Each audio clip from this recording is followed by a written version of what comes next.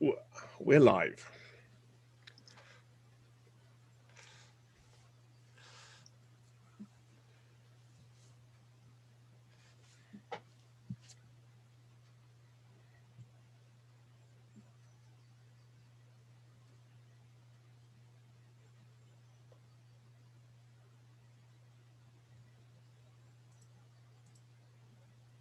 Hi, everybody. Thanks for joining us. We're going to give a few minutes here for everyone to join the session, and then we'll get started.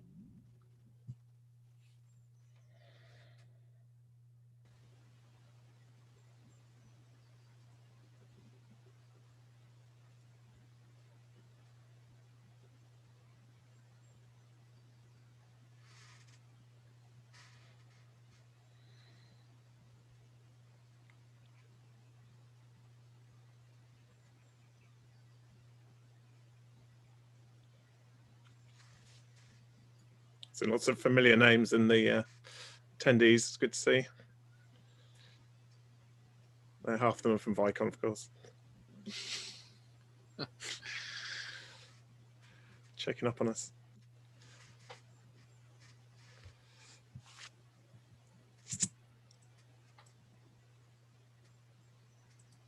Hello, Andy. Hey, Andy.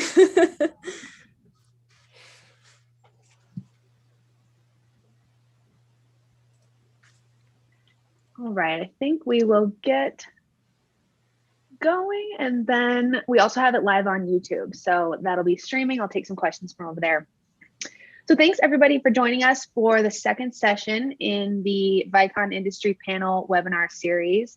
Today we're hosting a live discussion and Q&A on all things game development. So we have 5 Vicon customer panelists here. Thank you guys so much for making the time and joining us for the conversation. I'm going to give everybody a chance to introduce themselves here in a second, and then Tim will take it away with the conversation. It's similar to our last panel. If you joined us for the virtual production, we're going to be covering about 5 topics, 8 to 10 minutes on each, and then we'll be taking your questions at the end. So the Q&A section is open. You can start submitting those throughout, and I'll be watching. Also, make sure to follow our social channels for information on upcoming webinars. We have one more of these panels April 21st, covering motion capture education. We have some integration webinars for the life sciences in April, and then we'll be planning more sessions. So all of that will be published on our social channels as soon as it's set. You can register for the April 21st motion capture education panel at vicon.com/events. So let's get started with some introductions. We can start with you, Bart. Okay, I'm Bart. I'm the lead technical animator at Guerrilla Games, known for the titles of Killzone and Horizon. Currently working on Horizon. I always in our language it's called Horizon 2, but for everybody else it's called Horizon Forbidden West. The team is doing rigging, skinning, runtime animation, state machines, physics, but part of our responsibility is also our own internal Mocap stage. So that's why I'm here. Awesome. Thanks for joining us. Adis, we'll start with you. Go next. Yeah, hi, my name is Etis. I am a lead animator at a small indie studio called Vicon Games. We're currently working on a very ambitious project with 2 animators currently, looking to size up in a couple of next years or so. But yeah, I mainly do deal with cinematics. Exciting. Welcome. Over to Haldor. Yeah, so I'm working with Etis at Vicon Games. We're based in Iceland and developing, as you mentioned, a very ambitious new project, which we hope to share much more about in the coming months. And yes, if you're looking for a job in the industry, we are hiring, so please contact us on that. But I serve as the CEO and game director for the company and project, and I'm incredibly excited to be here with you. Amazing. We're happy to have you. Ricardo.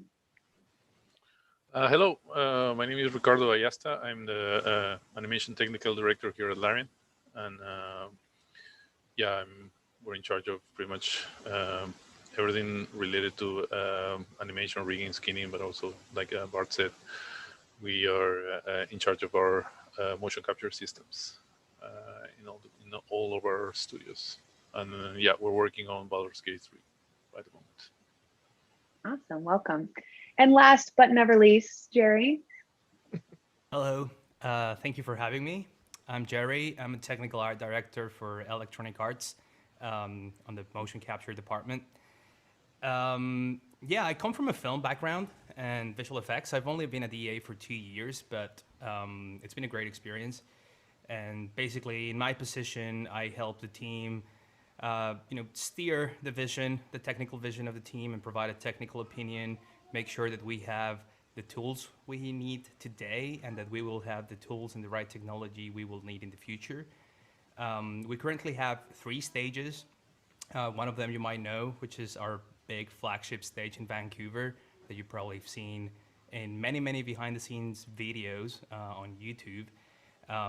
We have a new state-of-the-art PCAP facility in LA that we just built like a year and a half ago. And we have a small previous stage in Orlando, Florida as well. So within Capture, we also oversee these stages, their processes, their pipelines, and how can we day-to-day maximize the use of these facilities for each one of our game teams within EA? How can they make the most out of this technology and infrastructure? Awesome. All right. Well, I will jump off and let you guys get started, but thank you again for making the time. And attendees, feel free to start submitting your questions. Yeah, thanks, Alicia. Yeah, hi everyone. Thanks for coming. I just say, Jerry, you're a little bit quiet. I don't know if you can turn your mic up a smidge. Yeah, check. Sorry, should have asked before we started. Is that much better? There you go. Perfect. Yeah? Okay, cool. Just so we can hear your beautiful voice. Yes, again, thanks for coming. We're really happy to have everybody on board. And for me personally, I'm really excited about this one because I'm a massive gamer. So I've been playing video games my whole life. And I guess seeing motion capture grow alongside the gaming industry, and the way it's become just kind of used everywhere within this space is really exciting for me. I think that was kind of one of the first questions that we started just behind the scenes there to start talking about it. But really, I think one of the key things for me is understanding how you guys are using the technology within your pipeline. So whether that's kind of on set and the capture process through to the retargeting and game engine, how you're feeding that data into the engine. So yeah, I don't know who wants to start. Ricardo, do you want to fill us in on, because I know you've got quite a unique pipeline in terms of processing your capture data on Baldur's Gate 3. Yeah, so basically at Larian, this is the first project we introduced motion capture for gameplay.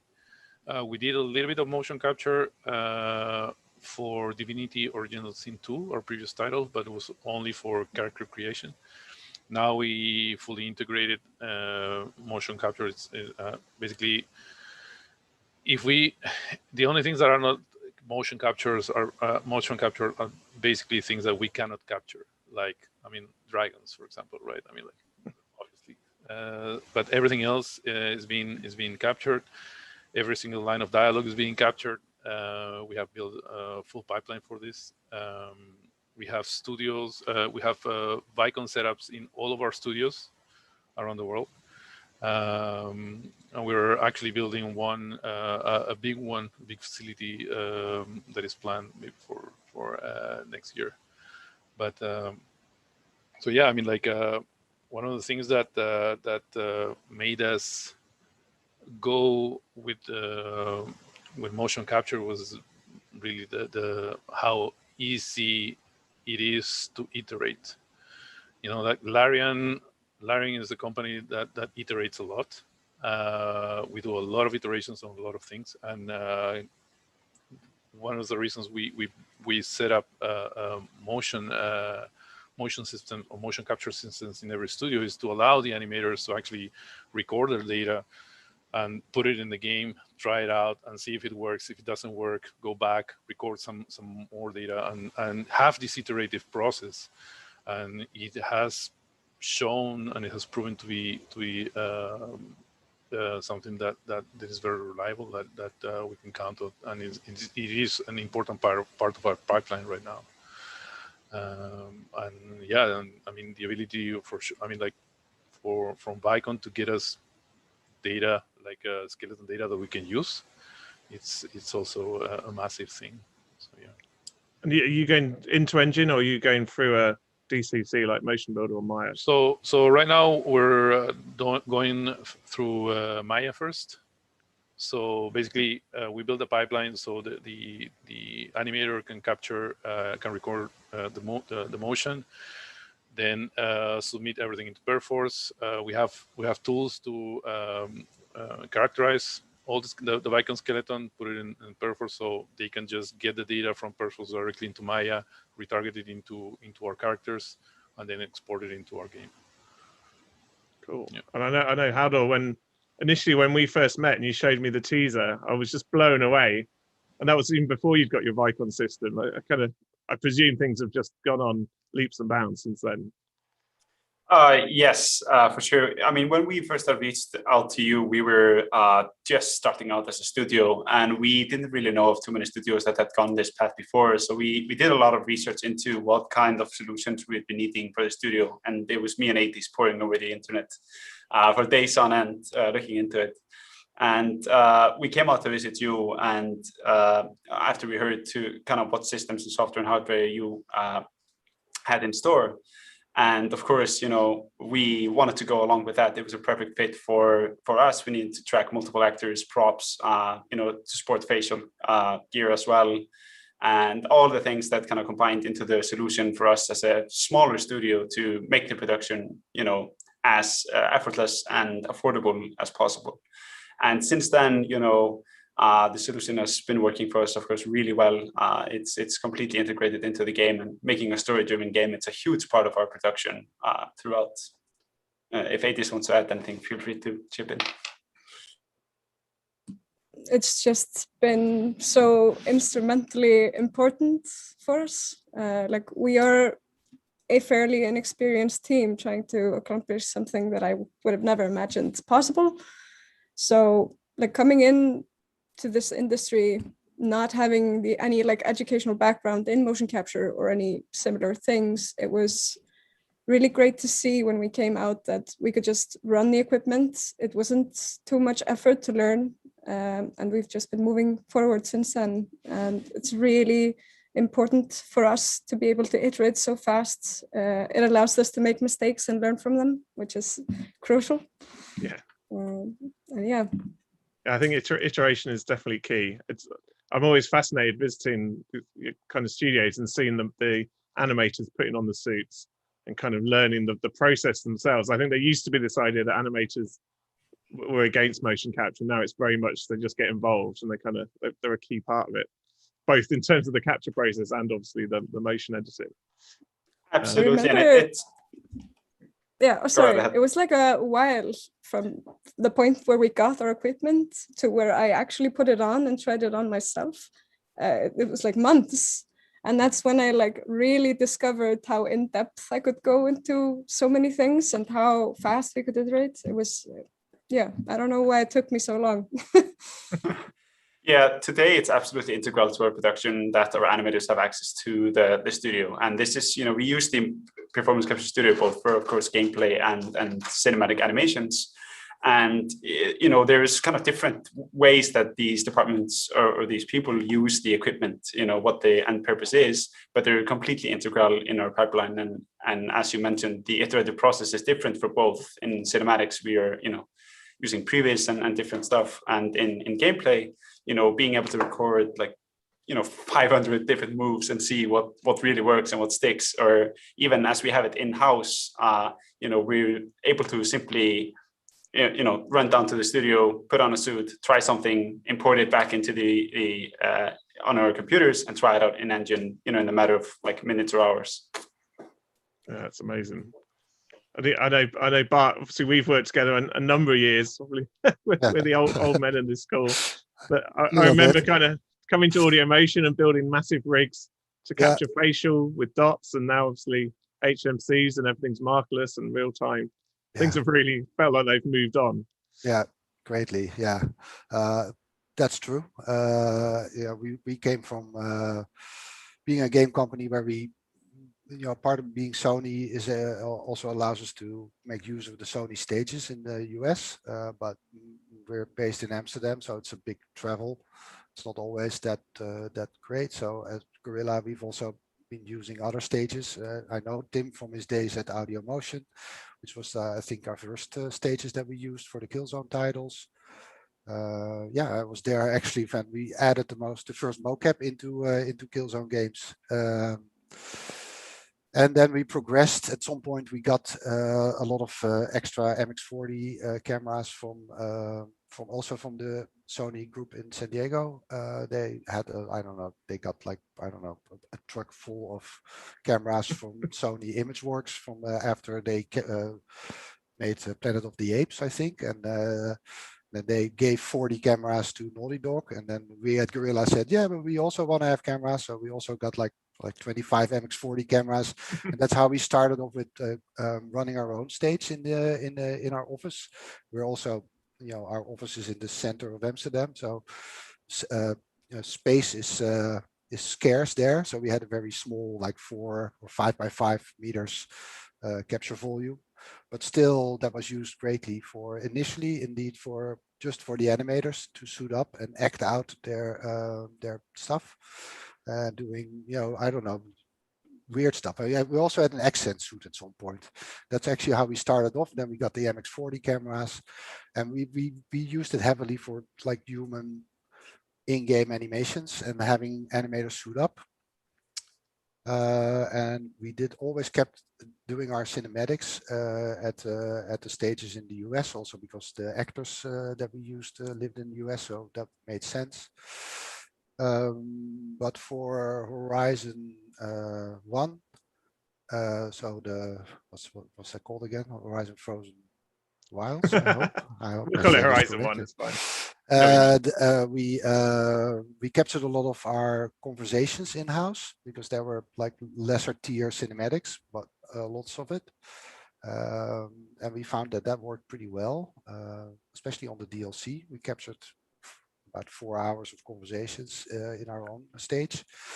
And we were really happy with it. And now we just moved buildings and got like a pretty big stage now, and we upgraded our hardware. And also because of the pandemic, we actually captured a lot of our cinematics for the next Horizon at the stage. So I think we're currently using it more for cinematics than we use it for in-game animation, to be honest. But we have hours and hours of conversations and cinematics. That's part of our game. I thought the quality of the performance capture in Frozen Wilds was just incredible. I was just kind of blown away by it. I think it actually makes it, if you look well, you can see a big difference between the original Horizon 1 and the DLC, because at the DLC for the conversations, we actually went for full body performance on all conversations. And that's also what we're doing for the current Horizon. But that also adds like hours and hours. Yeah, I was going to say that's a big challenge, right? Yes, especially with our conversations, with have these conversation trees that you can go through. So it's a huge amount of data. And Jerry, I know you've defined the pipeline, or helped define the pipeline at EA, and then obviously working together at Framestore with the team there on their pipeline. How have you kind of found that to transition into games? Yeah, it's been fun. I mean, with motion capture is fascinating because the underlying technology is always constant and it's always improving. But depending on the business model, it can change so much, right? Like whereas at Framestore, we were more of a boutique, a mocap team, mocap crew, adhering to our shows. Coming into EA is this, massive, different business model within the company, because I mean, EA as a company is also shaped in that way, is also built in that way. So one of the more challenging things that we face as a motion capture business unit within EA is that we're not integrated directly with any game team in particular, right? We are a service department. We're a service unit that it's satellite that needs to service all of these different game teams throughout the year. So, you know, one week we're shooting for a sports title. Next week we might be shooting for a cinematic piece. So having the ability, the dynamism, but at the same time, the infrastructure and the pipeline to service all these different games, I think that's what's critical within the EA business model. And, you know, this team has been doing motion capture for more than 20 years. I want to say maybe 25. So it's great because there's a lot of experience, but there's also a lot of legacy. And legacy is not necessarily good or bad. It's just who you are. It's what defines you, it's your history. So you pay some respect to that, but there comes a point where you also have to ask yourself, are we continuing to do the right thing in the right way? Or is there something new that we have to start bringing into our business to, you know, stay competitive, make sure that we're leveraging the best technology and the best techniques out there? Because as you can imagine, with so many years of motion capture and servicing all these game teams within EA, each production cycle, each year is very similar, right? Like we have the same titles coming in to shoot their next yearly title. Every once in a while, we get these other, you know, like very unique titles in the production cycle. But I want to say that 50%, 60% of the motion capture we shoot is pretty straightforward. You know, teams coming in for in-game animation. You know, when you see the teams from FIFA or Madden coming into the Vancouver stage every production cycle, it's just like watching the army, right? Like they know exactly what they're doing year after year. And also, I mean, our acquisition team, it's like they're great. I mean, bless them. They're so fine-tuned within them, and they're so exact and precise on what they're doing. They put so much thought, like they care so much about the quality of the data from the first point, like even just from marker placement, right? Like there's so much care for that, you know, we acknowledge that every step in the pipeline is critical to get to that quality.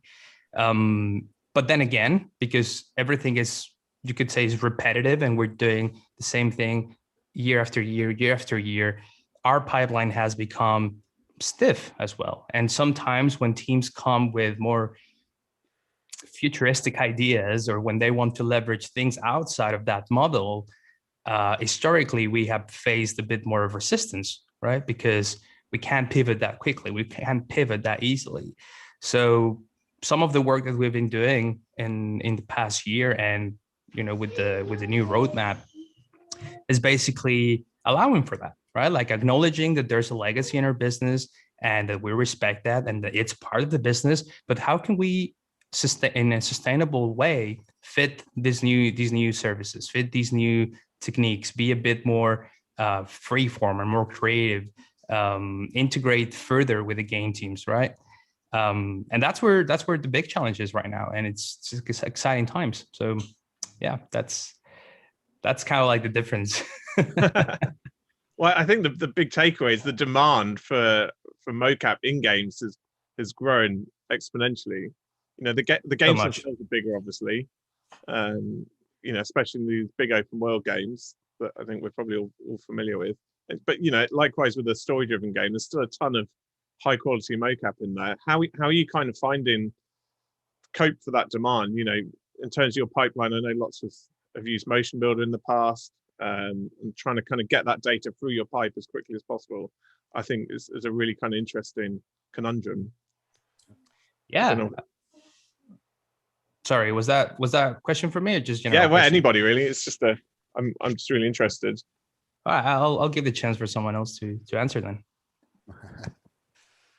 It's having your own stage as a game developer helps. I mean, we talked about that earlier as well. I mean, basically the turnaround time from shooting up, capturing something, it might not be the cleanest data what you get, but you can test your stuff out with that already, and that turnaround time is like capture it to in-game can be done in like half an hour. And that's a huge benefit for the teams.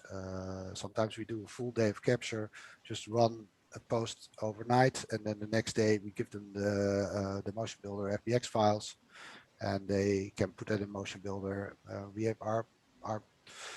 We've created a way where we can export to Motion Builder in our own engine format, and that format can also be imported in Maya again. So we still use Motion Builder as the first pass for all mocap, but from there we go straight into the engine, and that format can also be loaded into Maya. But we don't tie our animators to what to use actually. So a lot of animators will be working in Motion Builder. Other animators are maybe more keyframe animators that prefer Maya, but also are able to work with the mocap, of course, in Maya. For cinematics, the same thing. Most of the initial cinematics are made up in so the motion editing is done in Motion Builder story mode. And then that entire story mode is exportable into a sequence in our engine. And from those sequences, we can build Maya scenes again if necessary. And most of the polish and the facial animation is done in Maya. So the end product is always loaded into Maya to do the final polish. Gotcha. Yeah. That's good.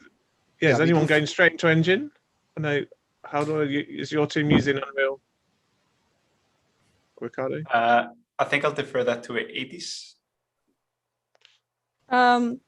We're not going straight into Engine. Well, we are using real time from time to time, just to like adjust actors to the set and like set up for the day, as well as those things. Sorry. But we usually go from Shogun to Motion Builder, then maybe to Maya, and then into Engine. So we have a lot of middle steps that ideally we are going to try to figure out how to cut out. But currently that's what we have.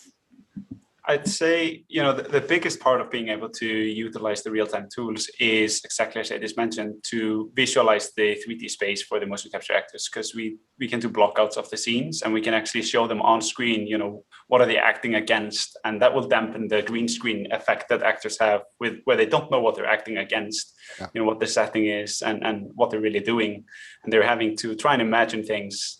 And this also helps us, really realize the space, what they're interacting with and stuff like that. It's also very crucial for the virtual camera aspect of the process. So we have the scene in Engine ready to go, and then we come in after like a blocking of the camera, and our director gets to go on stage and visualize the environment through an iPad, so that helps a lot. For us, also being a heavy story-driven game, we kind of have like not two different pipelines, but we don't do, for example, real time or in our game, because we have our own engine. We don't use Unreal. So we decided at the beginning of the project to just go straight to Maya. It was going to be easier. But for example, when we do a recording, we have different types of dialogues. So we have like, the dialogue where you talk to another character, and then you have just cinematics where you have multiple characters moving around in an area. For the dialogues, for example, we record the voice actors at the same time as we record the voice and the data of the body at the same time. So for that, we build special rooms with our partners that are doing the VO recordings. So basically, the actors come in, we suit them up, we put them in the booth, and they act their lines basically. And we do this for every single character that talks in the game. So it is a lot. Wow. It is a lot of data that we're handling right now. But I think we have a really good pipeline now. So, for example, the moment that we record, everything goes into our VO pipeline and the data gets processed, and then everything gets cut automatically and put in the game. So basically, the moment when we record, I think it's a day or two until we get everything in the game. So it's it's very straightforward. But you're using timecode presumably to sync the audio and the body and the face. There's no other way. Yeah, it's so important, right? There's no other way. Yeah, but it took us a while. I mean, like we did a bunch of tests in the booths. So we gotta find the right approach, because this was one of the decisions we made at the beginning of the project, right? I mean, if anybody here has played Divinity Original Sin 2, they know that how many dialogues we have, right? I mean, like Act 1 probably in Baldur's Gate 3 probably is the size of a full game. So we wanted to go, we wanted to have really good characters in your dialogues. We wanted the characters to feel alive. And the only way to do that is basically to record the actor together with the voice, and then things started shaping up in what the pipeline we have right now. That's amazing. I guess the question is what's allowed you to do that? I know, Bart, you mentioned that you could switch between Horizon and then the DLC and kind of focus more on the kind of dialogue cutscenes. Yes. But, in the past, it's been very common. You just use like stock animation, or you use the same loops to drive those performances. What kind of changed for you? Just the disconnect that players of the game don't really make a difference, whether it's a cinematic or a conversation. So in our heads, there is a different type of tier involved with that. But then you see how people react on it when post-based and with some like overriding gestures. That's all fun, but it doesn't hold up to the actual cinematic. So if you go from a cinematic straight into a conversation, or there's just a few frames in between, it feels wrong. So we needed to up the quality of the conversation. So that's why we started doing full performance. Yeah, we do the same. Our live performance, we always capture in a live motion builder file that we also so apart from the video reference, we have like one reference of that motion builder file with the live feed of the stage that we can use in our motion edits and everything. So that's the useful, and we're experimenting actually hooking it up to our engine, because that would be even better. And would solve some steps in the process of creating environments for motion builder from our game. We're looking into it, but it's not fully done yet. So it's more like a little bit of a research. Yeah, we also don't use Unreal, so we can't make use of that. So everything we want, we have to create ourselves with, and then we're still small fish compared to the amount of users and developers on Unreal. Takes us a bit of time, but we're getting there. Yeah, same here. Like we're on the same boat. And I guess the obviously, if you're a single actor in a VO booth, you're socially distanced. But how have you managed to cope with the pandemic and being right, being socially distanced that way? It must be yeah. so hard. I mean, presumably, the game date is the game date, and then you've got to handle this kind of pandemic in the background. Yeah, the pandemic kind of hit us hard on that regard, because basically it was not just the recording, right? I mean, the actors couldn't get out of their houses. Yes. So I mean, like, even if we can capture them, I mean, the actor availability was non-existent. So yeah, on that regard, all of the VO pipeline went to a stop, on at least the recordings, until because we do most of our actors are in the UK. So the moment that the UK started, like giving more relaxing the lockdown, then we started the recordings. But yeah, for gameplay, at least we had to rely on like different systems to record mocap for gameplay, like like Xsense or things like this. But yeah, the pandemic kind of. I mean, I think everybody, right? Hit us hard in some sort, some way or another. We were planning on doing full performance, and we started off with that, and then pandemic hit, and our talent lives in the US, and was indeed not allowed to go outside of their house anymore. So we ended up having to split it. So the body performance is done in our own internal stage, and the facial performance is done at the actor's home. So we have head-mounted cams that we send around that they wear, and our dialogue director is working from home, directing them in LA, or recording the facial video and audio remotely. but even there, it misses. The actors miss acting against each other. So even if you do dialogue recording, you miss the counteracting that you can do, because that doesn't work in that setup, of course. So yeah, Yeah, well, we still didn't okay. really. Yeah, we didn't really get hit too hard since we didn't really have any capture dates going until September this year. Yeah. But we used the time to previs a lot, but then we had to move offices. So the space was full of stuff for the past few months, which obviously sets our production schedule behind. Yeah. But yeah, cases have been really calm here. So we've been lucky. Yeah, you're lucky. Yeah, we need to ship our game at a unannounced time somewhere this year. So basically, there's no way around pandemics for us. I'm sure people understand. The public will understand. Actually, I can see the results.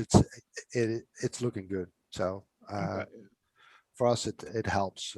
So we were not completely locked here in Holland. So having Dutch talent on our own stage and having the directors just basically come down from their desk to direct and then go back to their desk instead of traveling all over the world was not a bad thing. And we were also still possible to capture some full performance at the stage of GBK in Sweden, because they had less of a lockdown, Right. just like Holland, as it was doable there, but we could never get our American talents over. So that was the one thing that we couldn't do. So the voices will be done by actors that were not in the mocap suits for us, unfortunately, because that would be even better, but it's just not feasible at the moment. How's the A Cape, Jerry? I know the LA stage was closed for a while, but are you guys back up and running now? Ish, yeah. Like last year around 2020, well, I mean, obviously 2020, about around March, EA issued, a company-wide kind of like lockdown, like everyone go home, work from home. Also a travel ban, like we weren't allowed to travel like domestically or internationally. So that hit us hard, but I mean, us and also our teams, right? Like our game teams looking forward to like shoot all of this stuff that was already scheduled.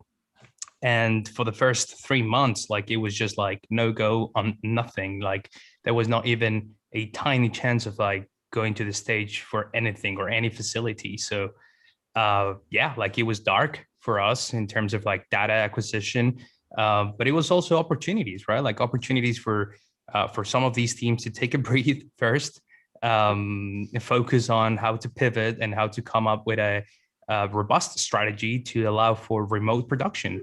So with like several different people within the department put together a really, really strong plan that then was presented to, whatever layer of executive board within EA to kind of like pitch the idea of like, hey, we need to go back and shoot, right?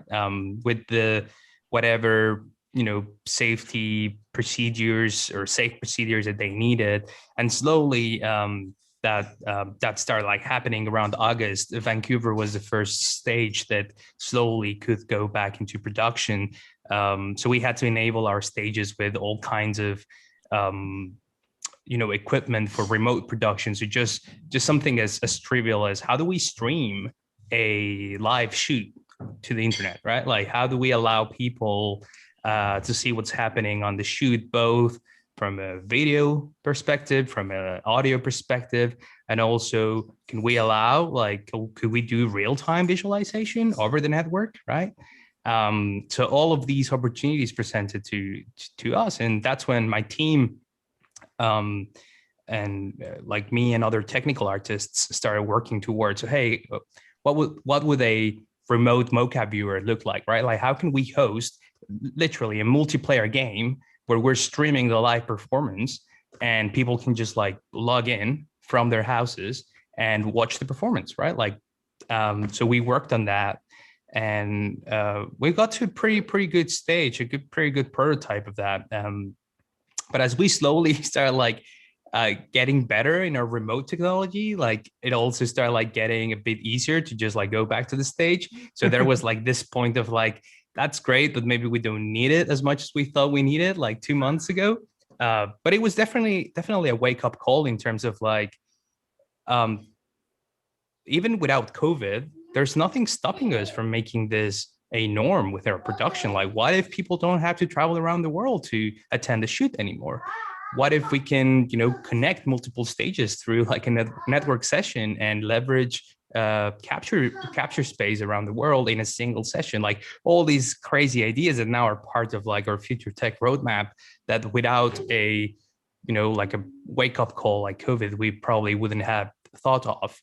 And going back to the question, also LA is just in the going through the process of reopening.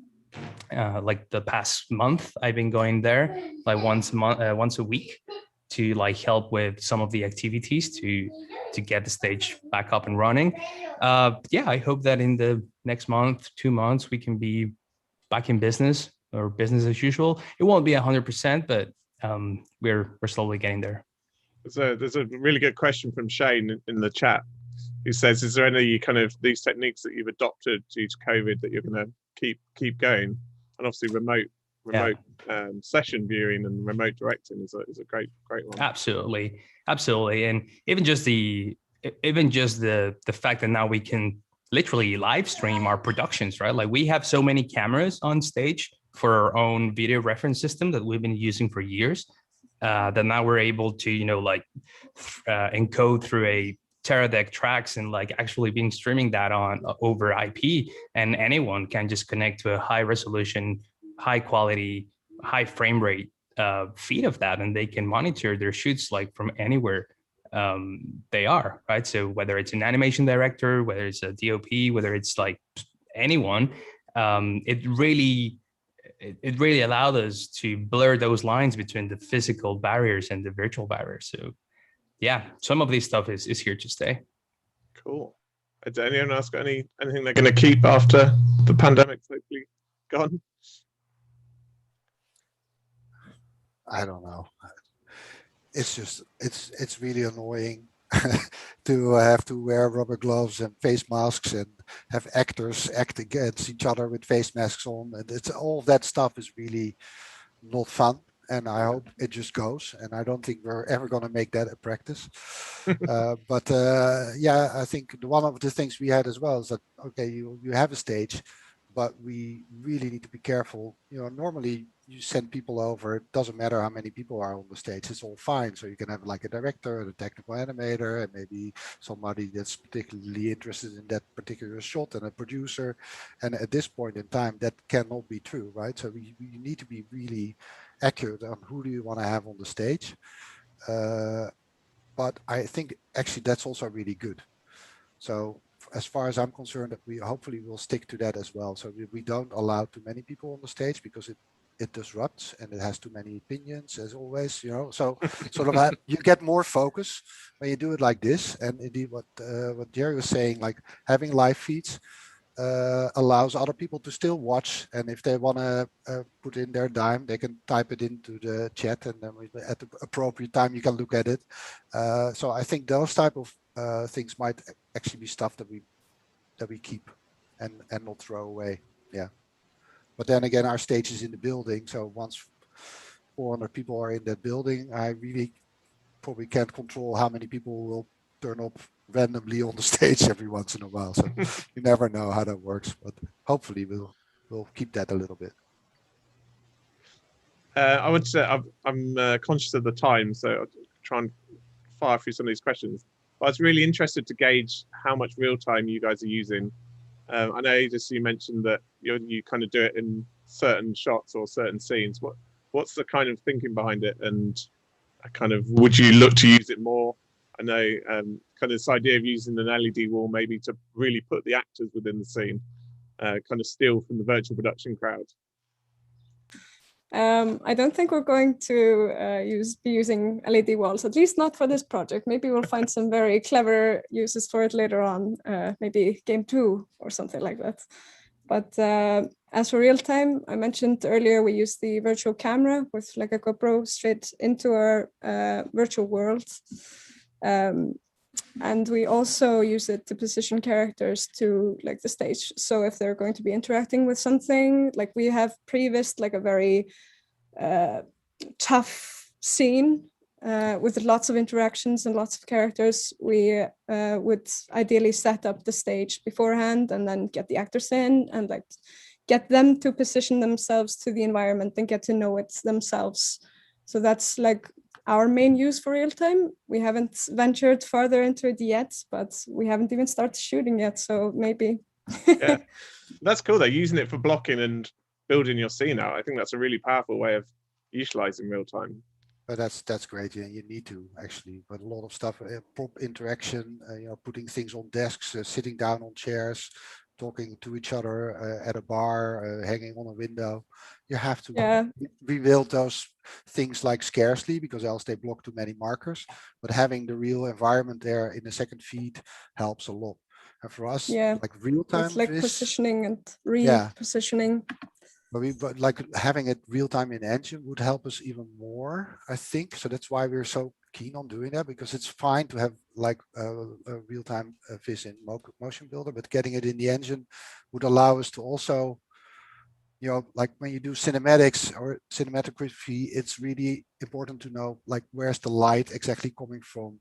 You have these lucky accidents that we will never see in motion builder. But we can see when we do this live feed in our engine, because we can change the time of day. There's like vegetation that you can do like a soft in the foreground, and so live cameras and live action in the actual game will give us a bit more artistic freedom. When it comes where to place like cameras. Filmography, exactly. So we're looking. We're really keen on getting that as well, because that's in motion builder, that's less. We have like a virtual camera in motion builder, so we can see the camera shots and use that as well. But having that in game would be better, I think. And we would also be able to record those positions straight in the game by just saying like capture this in game. So that would also Yeah, that's actually what we do with a virtual camera. So once we've done with the PCAP and we've imported it into the engine, this is how the art director actually goes into it. He actually has a camera that's streaming the data straight into Unreal Engine, and he's able to visualize the lighting and the actors and not just create blocks of characters, but like the actual shaders and everything. And that definitely, like for achieving the feel and the kind of understanding the entire environment and the setting, it's super important to have that. So it's been of great use to us. Yeah, that's actually the one link that works for us already. So camera we can do in the game as well, but we don't have a very handheld camera feel to our cameras. They're very static, and so it doesn't make much sense. But it is where we started off with. Let's put it that way. So that bit works, and now currently we're trying to also live link skeletons in our engine, and then we can basically see it on characters with with perfect deformation skinning on top of them. That's all of that stuff that you don't get in motion builder, basically. Cool. And Ricardo, you mentioned that you're using your own engine for Baldur's Gate 3. What's the do you have a pipeline, or are you reliant on?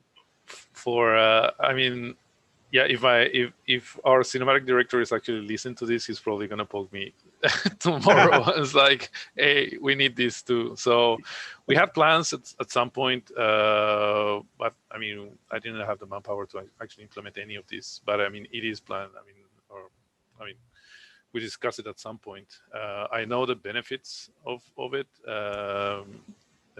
So I understand the need, and what you guys are saying makes sense completely for cinematics. There is one thing also that for us, for example, there are a lot of dialogues that are not specific to a spot in the world. So sometimes it's harder to actually previous, because you don't know. I mean, like for example, if you have a dialogue, the character depends, the position of the cameras depend when the character is actually entering the trigger. So on that regard, sometimes it's a little bit harder for us. But yeah, for full cinematics where we have full control of the characters, yeah, this is something that will I mean, the cinematic director probably will like. And as Bart said, I will just go straight to our engine. So it's gonna be much better. Yeah, I know it's hard. I think probably on the Vicon side, where we recognize that there are lots of custom engines, and we try and make our data stream as easy to kind of tie up or to connect to your game engines. I remember there was a sort of API for this, no? But yeah. I don't know what the we never investigated it further, so I don't know what the status of that API is right now. We're here to help anyway. I mean, there's a question in the chat about our Unreal plugin. Obviously, every new version of Unreal we're looking to support as quickly as possible, and the 4.26 plugin's been out for a while now, and I've been using it here at home and in the office. So for those in the chat looking to use Unreal, that pipeline's there. The same with Unity, and yeah, I know, Jerry, it's an ongoing question about Frostbite and getting Vicon streaming into Frostbite. We'll leave that alone. Yeah, well, I mean, joking aside, it might be closer than we think. There's been, I mean, it is definitely something that it's there's demand for it, right? Like, let's put it that way. You know, it's just natural. I mean, when you see what Epic Games are doing with Unreal Engine, and you know, everyone in the company is like, hey, they're doing this, why can't we just do that, right? It's like, we had the same thing. Exactly, right? It's like, so then, you know, you look around to the engineering team and they're like, well, don't look at me. Like, here are my user stories, here are my themes, here are my epics. Like, this is what we're working on. So, and you know, the Frostbite development team, I mean, they do great work, but it's also very small, right? And when you go again back to the business model that I was like telling you earlier, you know, it's similar, right? Like Frostbite, like game teams have the option, right? Like, do we want to use Frostbite or do you want to use other engine? And you know, historically there was more push to use Frostbite, but I don't think that's the case anymore. But then, you know, the engineering Frostbite team can only service so many game teams at the same time, right? Because of so many custom requests. So obviously there's a big backlog about what is more important, right? Like certain in-game runtime features, or, you know, taking care of like the cinematics pipeline and all of that. So I think in the last years we've gained traction in that particular regard. But also one thing we've identified within our capture department, that we can't just rely on Frostbite 100%, right? Like, one thing, yes, it's the pipeline where we need to take things into the engine for persistence, for actual data that it's going into the game. But then there's a conversation to be said about, well, what about the techniques and services that we could just build within capture that are not going to persist into the game itself, right? Like visualization, previs, stuff like that not necessarily has to persist. That's where we have a bit more of a gray area and I guess sandbox to play around with other engine technology as well. So that's where it gets really exciting. And you know, going back to the question of like how important is real time, I think it is important, right? Absolutely, but it does depend on what game we're working on and what type of shit we're doing. I think historically as well, like it became real time, just became kind of like we just took it for granted, right? It became so easy to just like stream a skeleton into Motion Builder and characterize it and just like see it walking around, that it was just taken for granted. And with Shogun Live as well, like how good the real-time visualization has gotten into Shogun, and the retargeting in Shogun is like, there's sometimes there's not even a need to spin up Motion Builder or spin up an engine. Like, you can just use Shogun as your real-time engine. Right? There's shoots that are only focused on the quality of data, and animation directors are able to get what they need just from looking at live. That is enough. But yes, we do have cinematic shoots where we tend to leverage more the game engine technology, our virtual cinematography platform that we built also, you know, on top of Motion Builder and in engine. And as I mentioned previously, with COVID, there's been this increased demand of like, hey, how do we do remote real-time visualization? And for that, we need to leverage the engine, right? So It is important. And I didn't pay you to say that about Shogun, if anyone's wondering. Oh no, absolutely. Like, but I think I'll pay you in beer, but I can't see it. It's impossible. But it's gotten that good. Like it also goes back to your compromise with, or your commitment, I think, with the the M&A industry. And like I can imagine as Vicon, like you get like as an example, like, because I've been there, right? Like I've pestered you in the past for, hey, what about the Motion Builder 2017 plugin? Like when 2017 was like the new thing, right? You were able to take a bit of that now back into your house and be like, well, if we need to do this like visualization and accurate retargeting, we can maybe do that in life, right? Like maybe we don't need to rely on another platform to do that. So I think that's been also pivotal for and going into the future, and also allowing for the new generations of content creation, right? Like if we think of like the smaller studios that are looking into building their pipelines and making games or making cool stuff, it's like I don't even need to have a tech stack of 3 different platforms or 3 different software platforms where I can actually just focus on live, right? Like it also goes back to just the sustainability of the business and in the industry. So yeah, I didn't get paid for that. Before I forget, we're going to put a quick poll out to see what technologies everyone's using. So I will launch that. There we go. And yeah, I think we're kind of running short on time. I'm really keen to get some questions from our audience. I've actually been answering a couple as we've gone along, but if anyone's got any questions they'd like to add, in the meantime, we can pander to Andy Ray and answer his question, which is, what's the craziest mocap scene you've ever witnessed live? And I'm not going to say my one. No, we're not going to say why would ours you either. say that? Because it's just, I have nightmares about it. Oh, really? No, I'm just curious. You're going to tease us with that and you're not going to tell us. That's you can tease us and not share it. Yeah, exactly. The game wasn't released. I don't even know if I'm allowed to talk about it. Oh, okay. The motorbike. Oh, okay. The first rule of not sharing is not saying shit like that. Yeah, it was about motorbike gangs, and I'll leave it at that. Okay. Scarred me.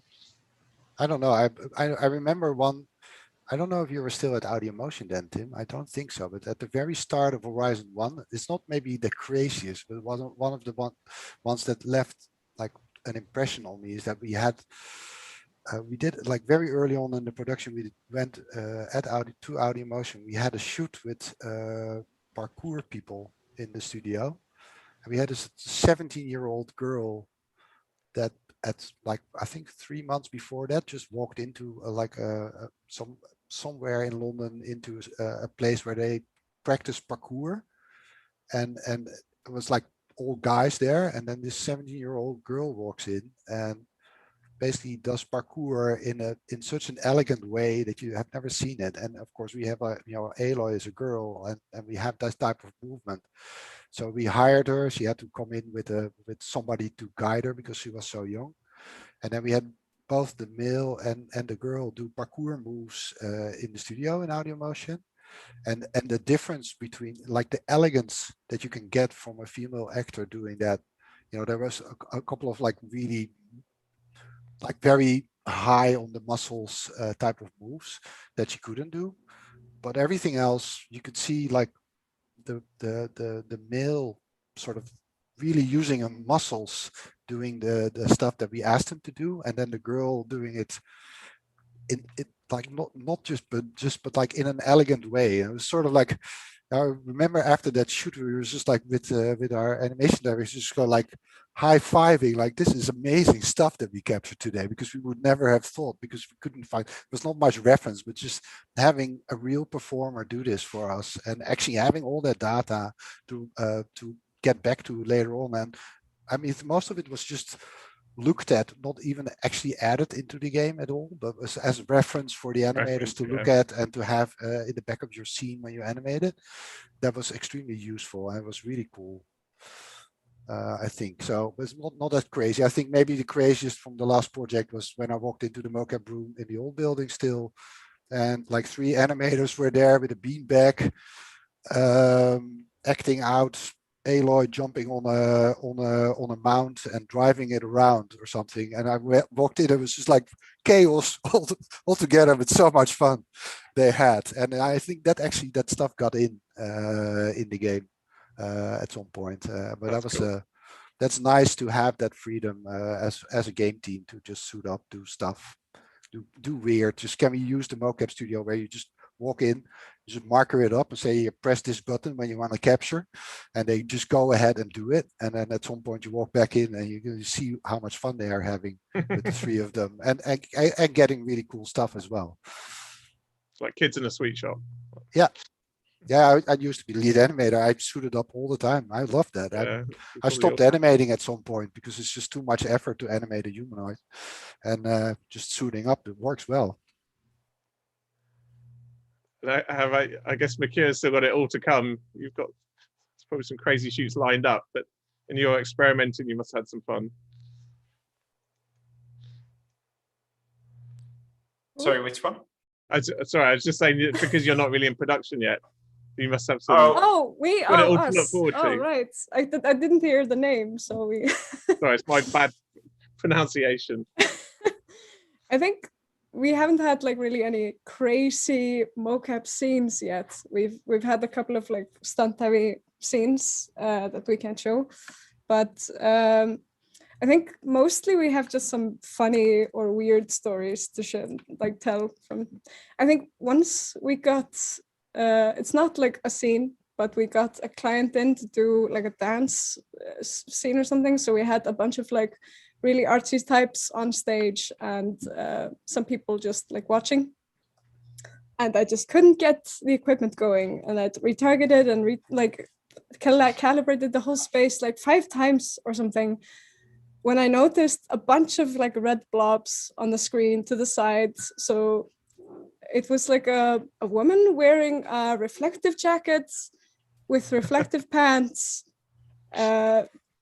We just had to loan her some clothes, and like we went on and tried to calibrate again, and then like we still had some issues, like smaller ones, and we tried to shoot with it. I'm like, I'm not gonna get it any better today. And then I noticed she also had a reflective bag sitting inside the capture volume. So that was a weird Perfect day. For mocap. Never seen clothes like that before. So just track the blob. Yeah, exactly. One giant. This blob. other time, it's like I wasn't even there, but I think some of the people in the office had some fun.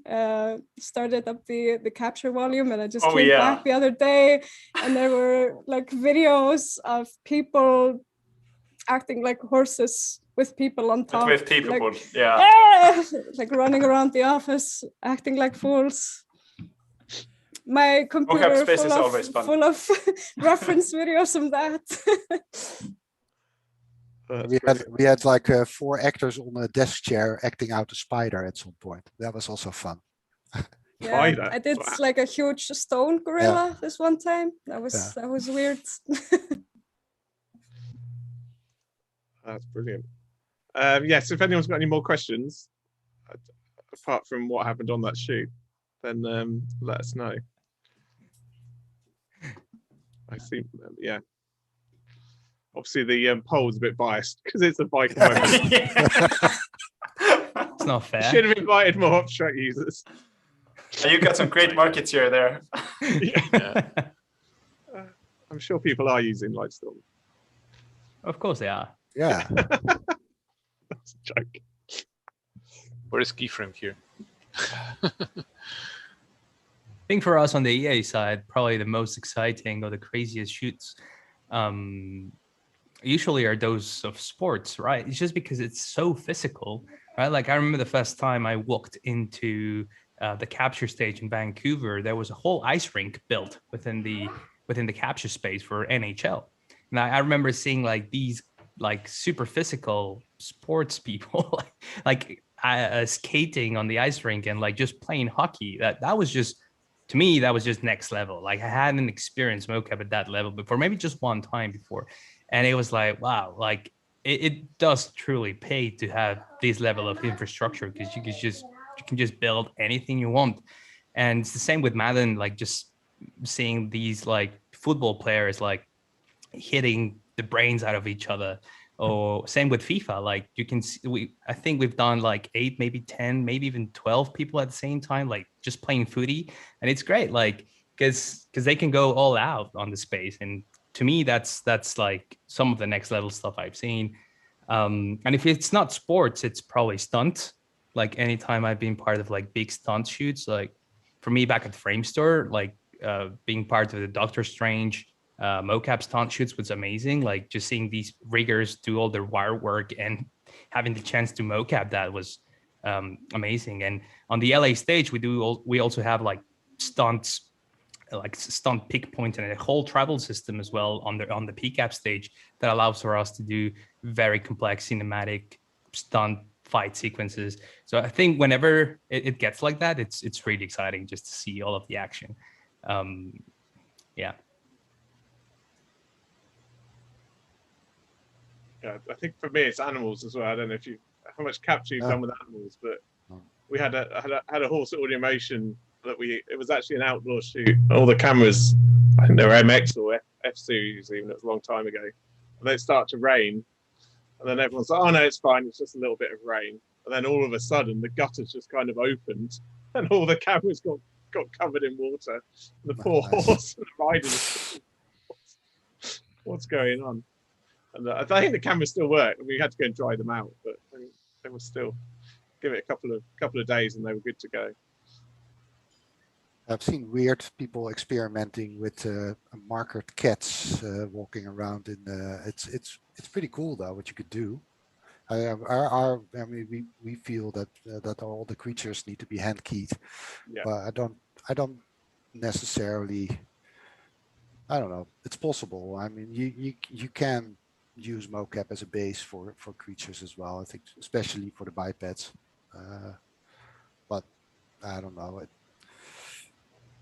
There's still an art in keyframing that you probably don't want to miss out on a little bit, I think. So yeah, unless you can really get like a dinosaur and marker it up, maybe we would go for that approach. But at the moment, that's all hand keying. I think your animators did an amazing job on all those creatures. Yeah, it's a big effort, but we have really good animators for it. So yeah. Oh yeah. Okay, well, I think that's us for time. I appreciate you guys all giving up your time. I know everyone's busy, either in production or pre-production. So I just want to say thank you personally for coming in and joining this webinar. I really appreciate your time. I don't know if Alicia will come back on. I guess I have. What were you going to say? No, I was looking at questions, but there's no more questions to cover. Yeah, I think if anybody else has questions, you can tweet us at Vicon or go over to the live stream and put your questions in there and I can answer. But thank you guys so much for joining us. The recording of this will be in every registration's inbox tomorrow. So feel free to share. And like I said, check out our social channels to find out more about upcoming events. Yeah, and likewise, if anyone's got any questions, feel free to email me. And I saw the one about the live link plugin. Any kind of questions about that, pipelines and workflows. Obviously, we're hard at work on Shogun 1.6 and kind of improving the retargeting tools and adding some features there.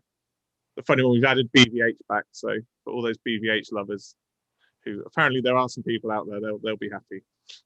But yeah. All right, brilliant. Thanks so much, guys. I really appreciate it. Thank you. Thanks for having us. Thank you for having us.